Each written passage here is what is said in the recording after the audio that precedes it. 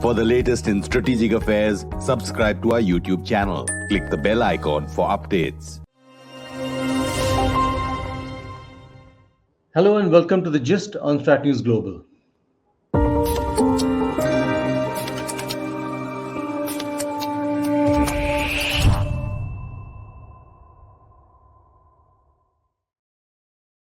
Good evening, I am Surya Gangadharan. Last month marked the second anniversary of the coup that resulted in the overthrow of Aung San Suu Kyi in Myanmar and her elected government. Since then, we've seen fighting spiral upwards in Myanmar, virtually a civil war with the military junta on one side and a mix of various ethnic organizations on the other. It's not clear exactly who's winning at this point. Perhaps it's too early to tell. And India, for its part, has maintained ties with the junta. It's not very clear if we are even talking to the opposition. So these are some of the issues that I'll try and bring up in this conversation with Gautam Mukhopadhaya. He was former ambassador to Myanmar and he's been on our shows before. Gautam, welcome. Glad to have you. Thank you, Surya. Nice to be back in Strat 4. Gautam, the ground situation in Myanmar, what is it that you learn? What is it that you've read or come across? What have people told you? Yeah. So I think basically 2 points there. One is that, there are, at any given point, there are, I think, 3 sort of major power centers in Myanmar, which used to be called Burma. One is, of course, the Burma majority by themselves. And maybe the Tamado, which is the military. The second is the military that has formed the government practically since 1962, barring the 5 years of NLD rule that we saw between 2016 and 20. And then there are a mix of ethnic armed organizations who are at different degrees of odds and war with the central government practically since the 60s, we can say that. Some of them even earlier than that. So in general, what we've had is that in the last couple of decades, by and large, the Tamado has counted. That Tamado is the name that is used for the military in Myanmar, which in many ways led the freedom movement for Myanmar against British rule, Burma against British rule. They have, by and large, counted on the majoritarian support of the Burma. And the Burma mainly inhabit the plains, and they're surrounded on 3 sides by, different groups of ethnics. In fact, there are more than 150 ethnic groups that constitute Burma. What we are seeing now is a very different situation that we saw in 1988, 1990.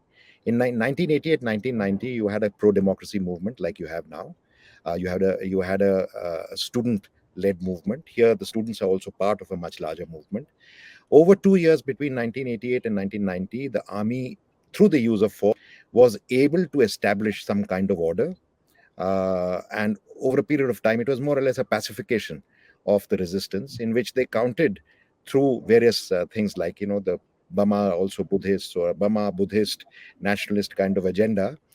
They were able to pacify the agitation and continue to rule under the then strongman General Than Shwe until about 2010, when he introduced some reforms, introduced a kind of guided democracy.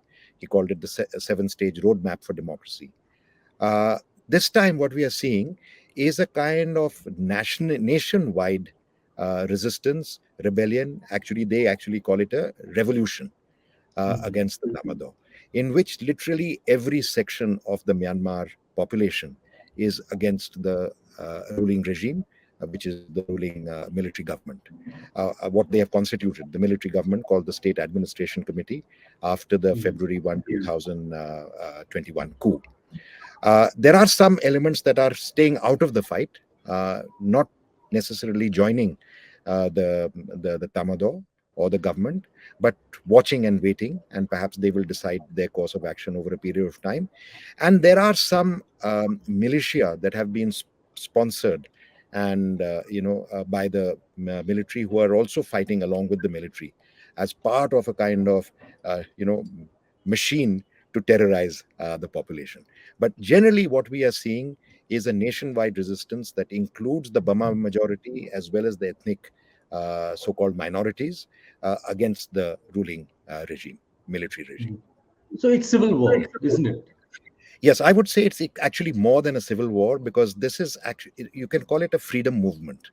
In fact, I've argued in some of my articles that, the Burma freedom movement, unlike the Indian freedom movement, never, it was a military led movement. It was led by the Mhm. Damodar. It was led by a vanguard military that was headed by the then, Bojoki Aung San Suu Kyi's father. Father, yeah. But it never became a mass movement like the Indian national movement became under the Indian National Congress, and particularly under the leadership of Mahatma Gandhi. So they never really had a mass political figure to, in a sense, make it a mass movement and democratize the movement. So, in effect, the freedom movement got arrested, if I can use that word, by the military.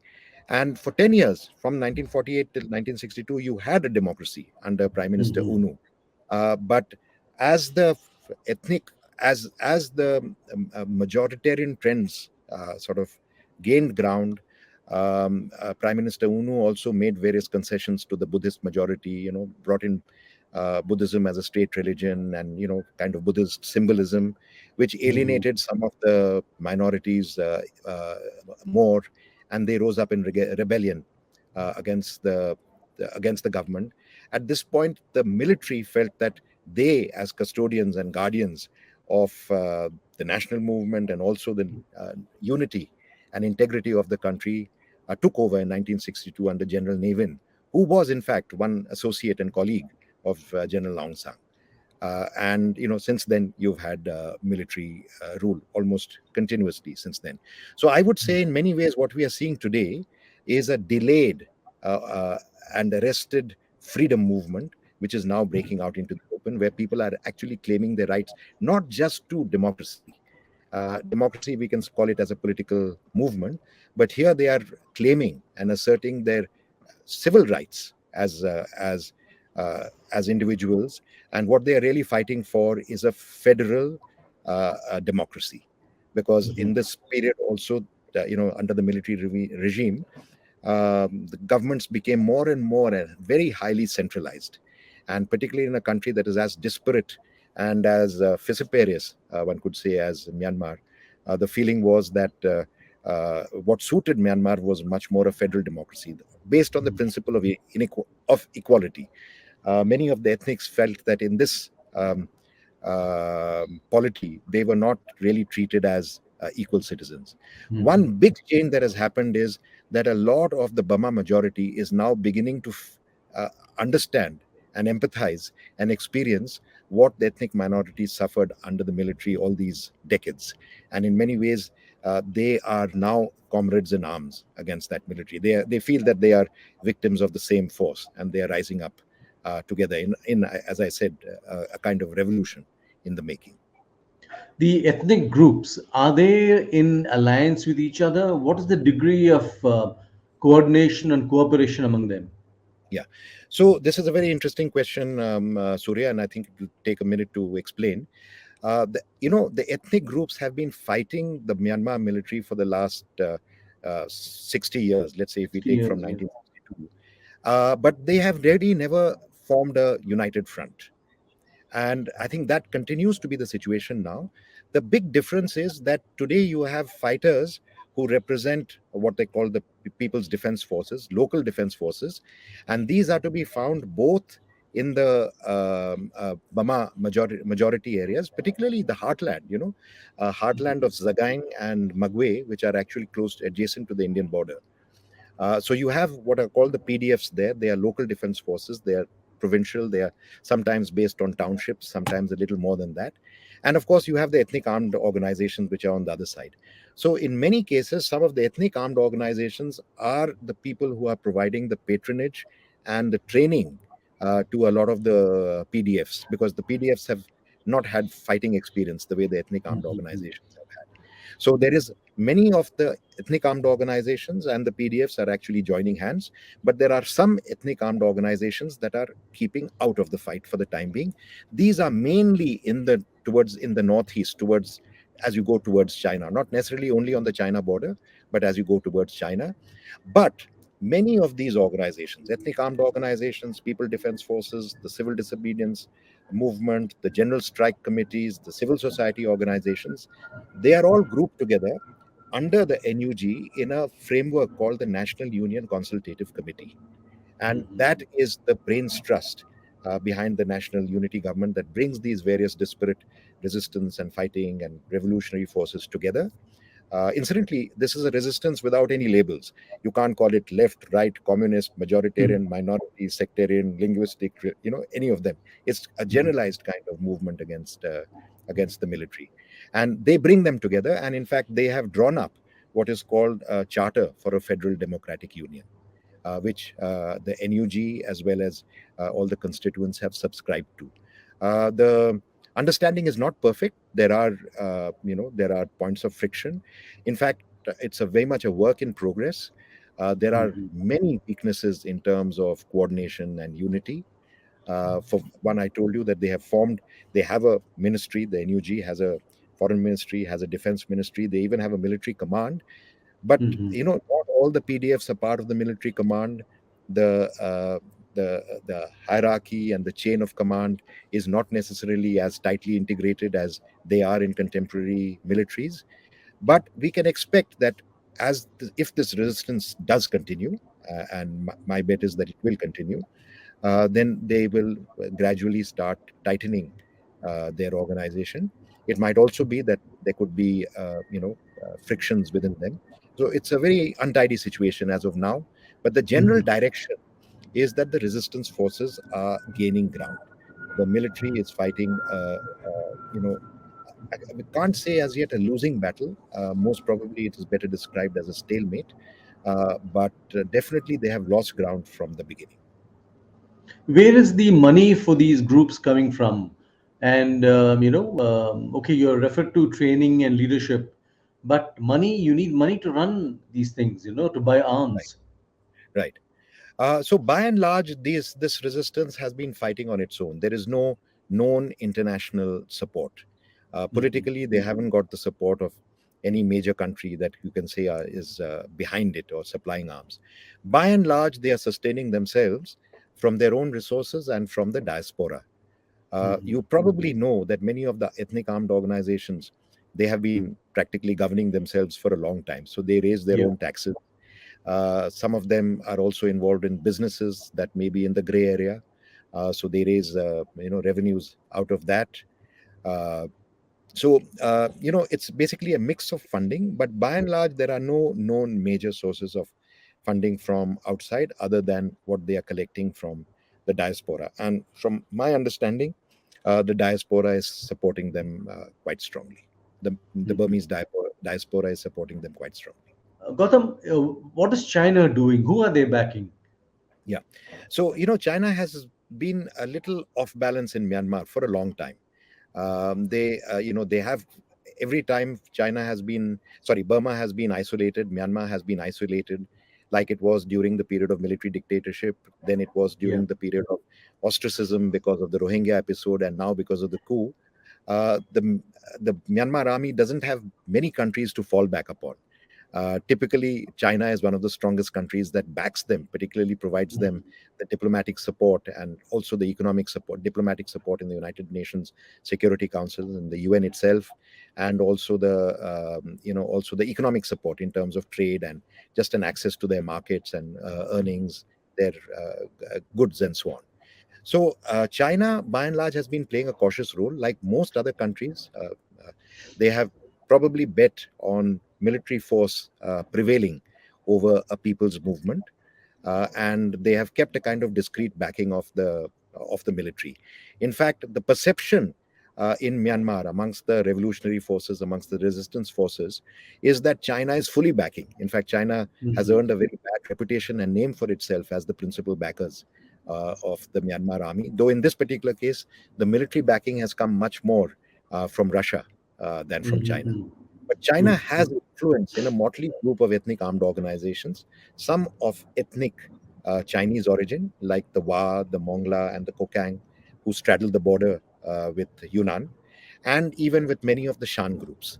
So they have exercised their influence to a considerable extent with many of them, but not with all of them, in at least not entering the fighting. And every now and then they try to bring about some kind of dialogue between the junta, which is trying to reach out to the ethnic armed organizations, trying to draw them in into some kind of peace dialogue. And here again, it's an interesting throwback into 1988, 1990. In 1988, when the Burma majority, led by the students, started their, and that was largely an urban movement, started their agitation against the Myanmar military, then what they did was, with the help of the Chinese, they made peace with the large majority of the ethnic armed organizations. They reached individual ceasefires with many of them with the help of the Chinese. And at that point, the Chinese also helped them by withdrawing their support for the Burmese Communist Party, which was one of the major groups that were against them. So, in effect, what they did was they made peace with the ethnic armed organizations to be able to control the democracy agitation. This time they are trying the same technique, but they have not had the kind of success that they had last time. Nobody has really entered into a peace agreement with them either, but some of them have not necessarily joined the fighting forces. There are some ethnic armed organizations like the Kareni, like the Karen, who and the Chins, who are really fighting the military very strongly. There are others who have been in and out of the fighting. In between, the Arakan army was involved. In between, they also strike some, ceasefire agreements. The Kachin uh, Independence Army, which has a close association with China, has also been playing a very active role in training and supporting many of the PDFs, but they are not necessarily fighting directly. Though sometimes there has been spillovers of the conflict. There have been attacks and targets in Kachin areas for various reasons. So, not a clear picture, but by and large, you can see that some of the ethnic armed organizations are fighting, them are providing support. Some of them are just keeping a little aloof, and some of them are under Chinese influence, holding back. And you don't see any change in India's policy of supporting the junta. I think India has actually tried to see, by and large, particularly if you see the first year and a half, India has paid the kind of, I won't just call it lip service. I think the kind of support for democracy, for the release of political prisoners, for Aung San Suu Kyi, for a return to what they used to call the democratic transition. But experts and close observers have noticed that of late, the references to restoration to democracy and the democracy transition have diluted or have been even missing from My some of the question. recent statements. People close to the government say that that does not mean that there is any change in the government policy. That may just have been a circumstantial or a situational thing. But the general perception, unfortunately, I must say, in Myanmar is that the Indian government has done a few, taken a few measures that sound as though they are supporting the military. And that has not gone down very well with the fighting and resistance forces. Tell me, what are we gaining by backing the military? Is there any appreciable change on our borders vis-a-vis all those the separatist groups that have been fighting against the Indian government for so many years? I mean, have Right. we had any success over there? Right.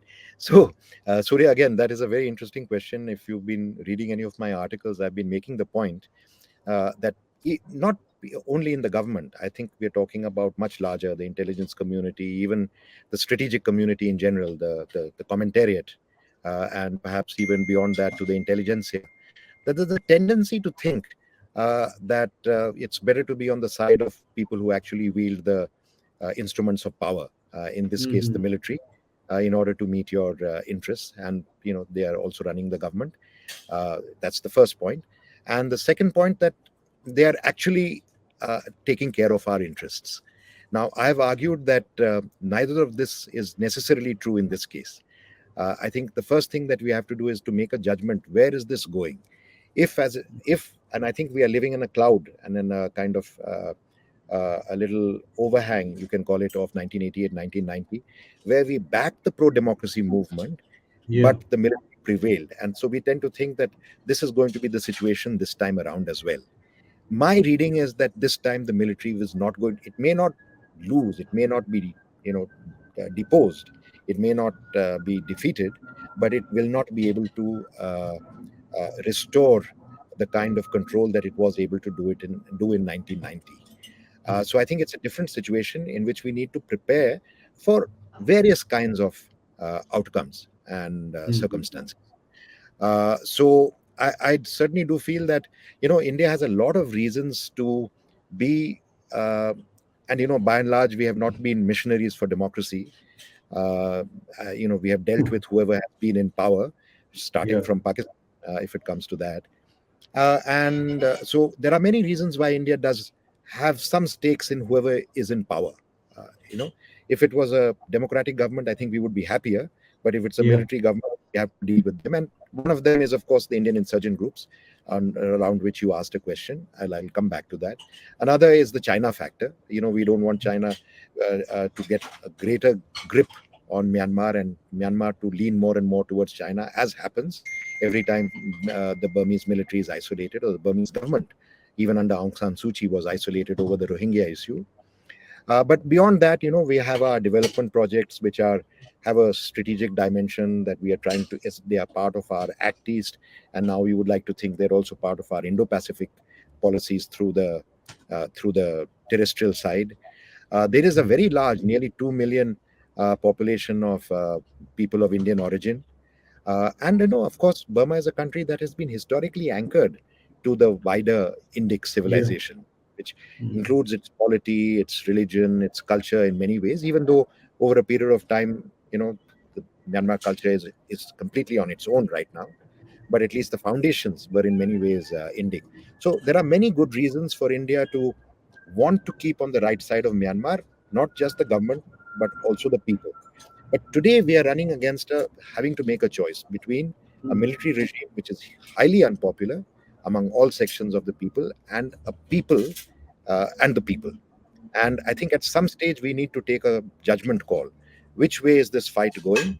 We should also take a moral call, who we should back. And we should also take a call on whether our interests are best served by backing in some way or the other, maybe in a very mild way, the military, or whether we should be backing the people. And my view is that in the long run, even though the people may not be united, the people may not be able to form a very coherent government right away, that it's in our interest not to see a balkanized or a failed Burma, or a failed state in Burma, which can be uh, prey to many kinds of conditions: warring armies, balkanization, drug trafficking, and drug production, as well as organized crime. Uh, we have an incident in towards Mesot on the Burmese border, where some Indians have even been caught up in a gray area kind of crime. Mhm. Uh, s- so I would say that even if it's a messy people in the state, we need to reorient our strategy, our longer term strategy towards the people, because governments may come and go, but the people will always remain. And Yeah. I think Yeah.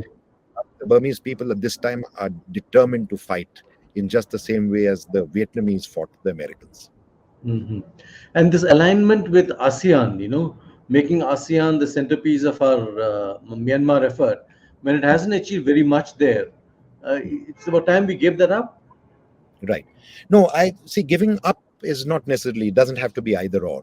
There are many things can happen simultaneously. There are various plus and minus options that you can look at. Certainly, I think the chances of the ASEAN, you see, it's not only India, it's virtually the whole world that Yeah. has left a resolution to the ASEAN crisis in the hands of the ASEAN. And the ASEAN has claimed, as a member, as a country, as a grouping in which Myanmar is a full member, it has claimed like first right, you can say, to dealing Mhm.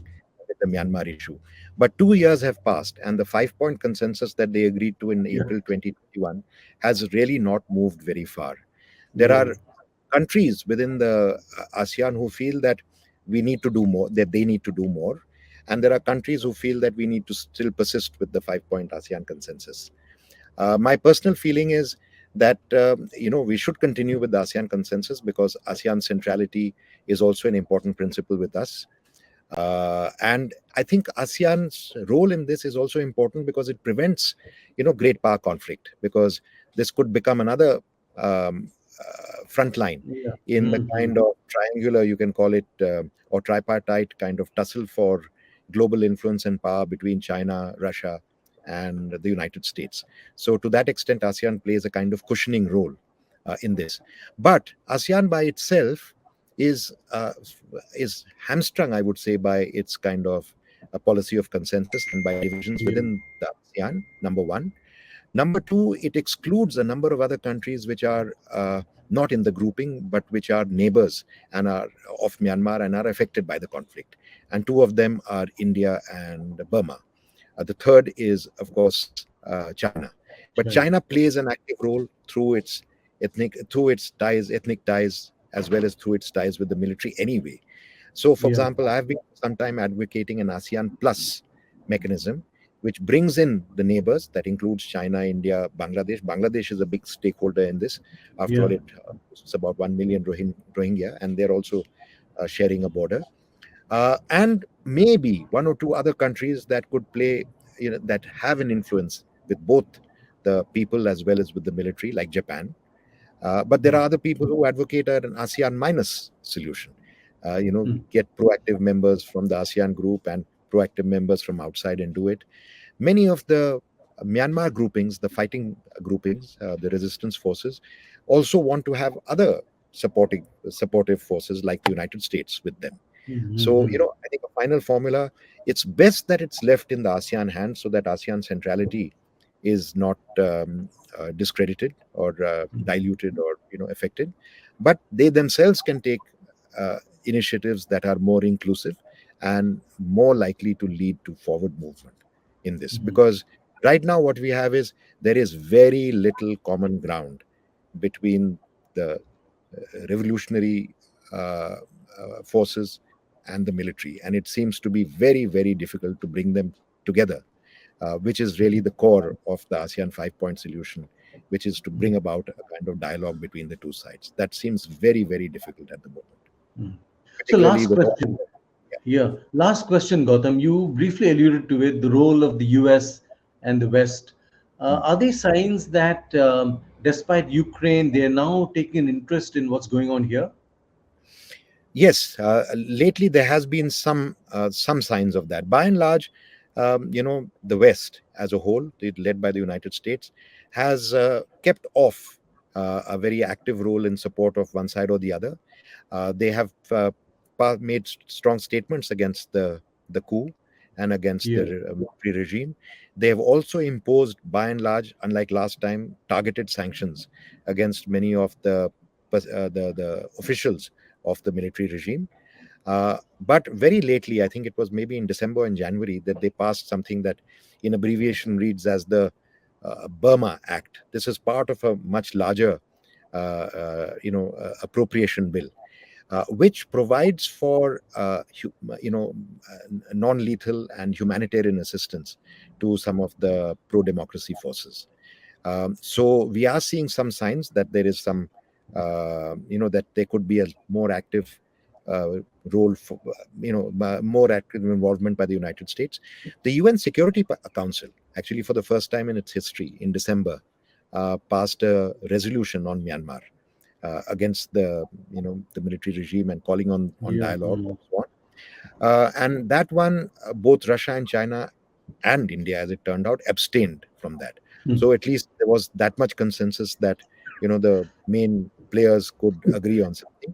And now Yeah. with Indonesia, which is known to be taking a more activist and active role in the Myanmar crisis, also assuming the presidency and chair of the Yeah. ASEAN, you have Yeah. three factors, and plus I think also the resistance forces reaching a certain level of you can call it maturity or ripeness. So I think you have a constellation of factors which suggest that we may be at a moment in which Mm, we may see a more active international role as well, mm, uh, including that of the United States, and this could generate big power competition also in mhm. Myanmar, which so far has been Any averted. my last final question: any signs that perhaps within the junta there is rethinking about the course that they have set out on, and there may be people there willing to end this, this conflict? Right. So again, that's another very interesting question. I think a lot of observers have been looking out for this, but so far the regime has by and large held together, particularly at the Mhm. senior level. There have been known defections. There have been a large number of cases of desertions.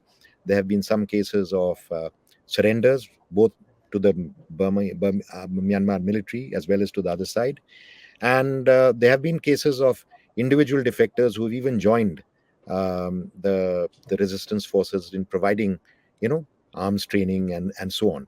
But by and large, the Tamadog culture is a very tight culture. It's an elite, Mhm. very vanguard culture, and that has held tight behind the senior general. Uh, Even if there are differences of opinion, these have not come out, and not much is known about that. I think a lot of people were looking at, for example, the Than Shwe period when the USDP was formed and a reformist section came into Yeah. power with President Thein Sein in Mm. 2011, 2010, and ruled until 2015. But again, we haven't seen any major split or any Mm. major senior level defections that we can talk about a reformist section that wants to reach out to. So it's a clear fight. Clear fight. Mm. So great. We are at the end of our conversation, Gautam. Just to sum up, the military junta for now is holding firm, but the Yes. civil conflict is spiraling, casualties are rising, and India remains, it seems, supportive of the military, although they appear to have distanced themselves also. Not very sure about that. At least to the public in Myanmar, that's not clearly visible. The ASEAN initiative has not really achieved anything. We'll have to wait and see where this conflict goes, and so the uncertainty only deepens. Gautam Mukhopadhaya, thanks very much. As always, a pleasure talking to you. Thank you, Surya. Goodbye. Thank you very much. And for those of you who joined us on this conversation, do subscribe to our YouTube channel, follow us on social media and Instagram. Thank you and good night.